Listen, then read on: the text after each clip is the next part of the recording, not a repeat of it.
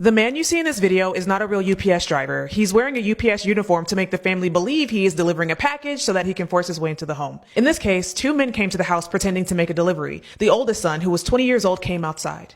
That is when two men forced their way into the home. In this clip, you can actually see one of the suspects wave a third suspect inside. Inside the home were the mother, the father, and two toddlers. The mother, the father, and the 20-year-old son were killed.